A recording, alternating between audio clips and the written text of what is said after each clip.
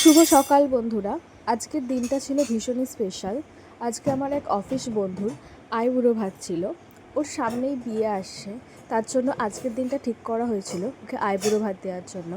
আমার মা সকাল সকালে পোলাও বানিয়ে নিয়েছিল, আর আমি এখানে বিছানা পরিষ্কার করে নিজে ফ্রেশ হয়ে বসে পড়েছিলাম পনির রাঁধতে।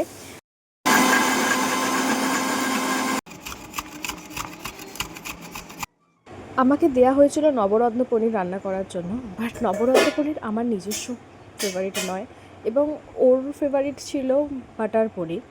আমি চেয়েছিলাম মালাই পনির করতে, তো বাটার পনির আর মালাই পনির মিশিয়ে আমি একটা রেসিপি তৈরি করেছিলাম, যেটা জানি না খেতে কেমন হবে, তবে চেষ্টা করেছিলাম পনিরটাকে সুস্বাদু করে তোলার জন্য। যাই হোক, তারপরে আমি চলে গেছিলাম অফিসে। সেখানে গিয়ে আমাদের আয়োজন শুরু হয়ে গেছিলো।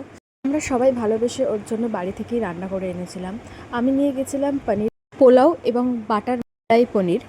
তো সবাই এখানে গোছগাছ শুরু করে দিয়েছে, ওর আয়োজন চলছে আইবুড়ো ভাতের। আমরা তার সাথে চেষ্টা করছি সুন্দর করে ডেকোরেশন করার জন্য। যাই হোক, এখানে ডেকোরেশনের পর্ব চলতে থাকুক, আর আমি একটু জেনে নিই আমার হাতের রান্না কার কেমন লাগলো। তোমাদের সাথে দেখা হচ্ছে নেক্সট ভিডিওতে। ভালো লাগলে ছোট্ট চ্যানেলটিকে লাইক এবং সাবস্ক্রাইব করে দিও। বাই। चटनी खाइए चाटनीটা খুব সুন্দর। Thank you. पनीर बहुत बहुत बहुत टेस्टी, सबसे टेस्टी बनाई हमारी।